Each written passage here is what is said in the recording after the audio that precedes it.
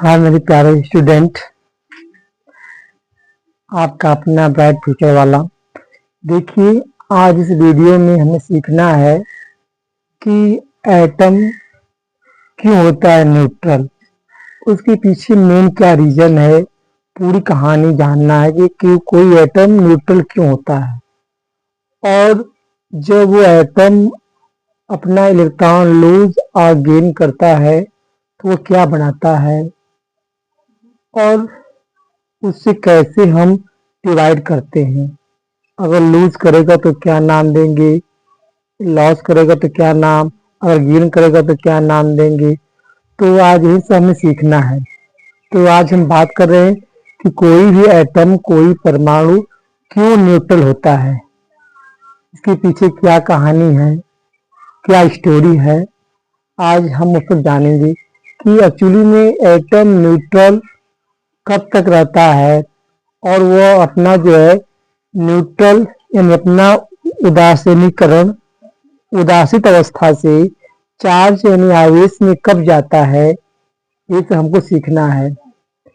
बहुत इंटरेस्टिंग कहानी है, बहुत रोचक कहानी है। इस वीडियो को आप लोग अंत तक देखिए, आप लोगों को पूरी कहानी अच्छी समझ में आ जाएगी कि वास्तव में परमाणु क्या है, यानी एटम क्या है।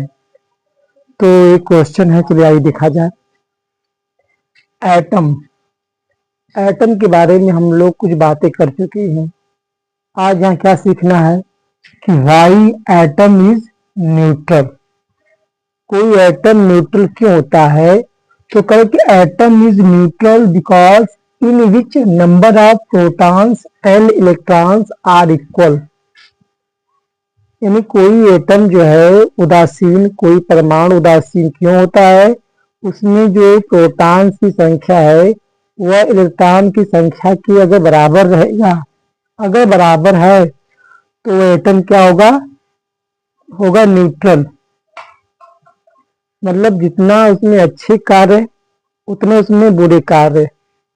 जब दोनों का जब दोनों कार्य अगर सेम होते हैं तो वो उस बच्चे की न तो होती बुराई न तो अच्छाई होती है। सेम काम यहाँ पर है, वही रीजन यहाँ पर है कि जब किसी एटम परमाणु में जितना नंबर ऑफ प्रोटॉन उतने नंबर ऑफ इलेक्ट्रॉन, अगर दोनों सेम है तब तो वो भी क्या कहलाएगा, वो हमारा एटम कहलाएगा न्यूट्रल। ठीक, वह क्या कहलाएगा, वह कहलाएगा न्यूट्रल। एग्जाम्पल में हमने क्या लिया हो, हाइड्रोजन। अब हमें कहानी पढ़नी है हमारे सबसे लाडले एटम की, बात करनी है हाइड्रोजन की। जानते क्या है, ये पूरी क्या है, ये जो है एक हमारा जो है ये लाडला है।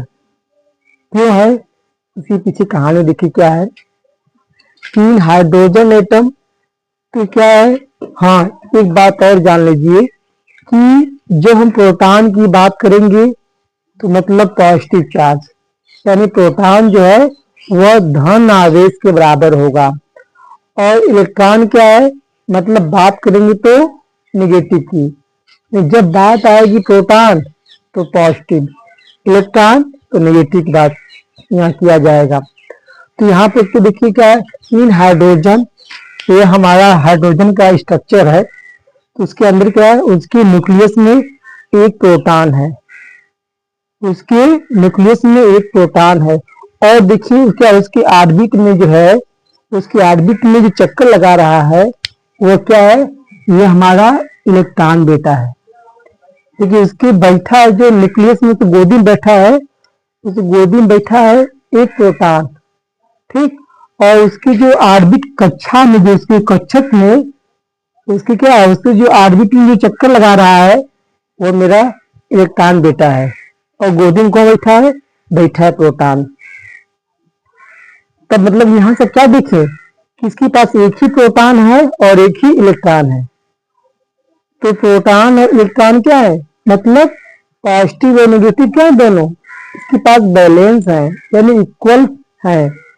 तो क्या हो जाएगा मेरा हाइड्रोजन, जो हाइड्रोजन में लाडला बेटा है वो क्या, इट इज न्यूट्रल, मतलब हो जाएगा उदासीन हो जाएगा। क्या हो जाएगा, वह हो जाएगा उदासीन हो जाएगा। ठीक, तो क्या हो जाएगा उदासीन। अब बात ये in hydrogen atom number of proton is +1 and number of electron -1। तो क्या होगा, प्रोटॉन 1 है पॉजिटिव और इलेक्ट्रॉन क्या है -1। तो यहाँ पे क्या नेट चार्ज, मतलब जब दोनों को हम अगर चेक किया जाएगा प्लस और माइनस में, तो क्या होगा नेट चार्ज इसका क्या होगा, दोनों आपस में कट जाएगा, दोनों हो जाएंगे हमारे न्यूट्रल यानी जीरो। अगर बोल दो आपके पास अगर 1 रुपया है तो आप ले गए मार्केट में, तो उसे आप खर्च कर दिए, आपके पास क्या बचा, आपके पास बचा जीरो ना। तो यहाँ पर है इसके पास एक प्रोटॉन मतलब पॉजिटिव चार्ज, एक इलेक्ट्रॉन मतलब नेगेटिव चार्ज। जब दोनों को हमने काउंटर किया तो क्या मिला, हमें जीरो मिला, यानी both are cancelled. So hydrogen atom is neutral. यही रीजन है क्या है, जो मेरा हाइड्रोजन बेटा है वह दम उदासीन है। अब एग्जाम्पल लिया गया है कार्बन एटम की। देखिए कार्बन क्या है, कार्बन के न्यूक्लियस मतलब नाभिक में कितने हैं, 6 प्रोटॉन है। कितने हैं, 6 प्रोटॉन। और उसके देखिए क्या, उसके बाहरी जो के सेल में है 2 इलेक्ट्रॉन, के में 2 इलेक्ट्रॉन है।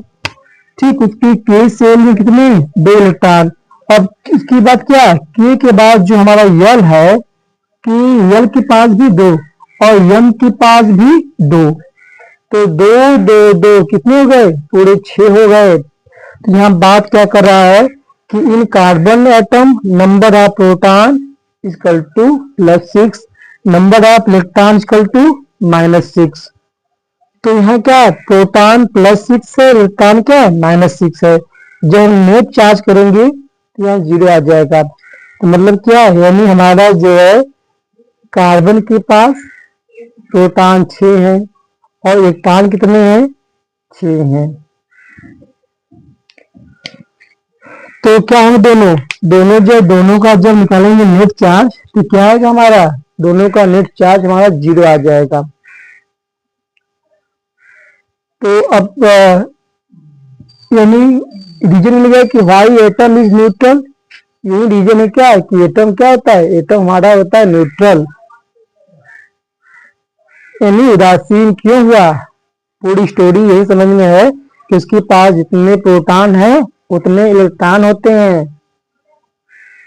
तो जब जितने प्लस उतने माइनस, तो दोनों क्या है, दोनों आपस में हो जाएंगे कैंसल। रिजल्ट क्या मिलेगा, रिजल्ट मिलेगा हमें जीरो, मतलब ठन ठन गोपाला।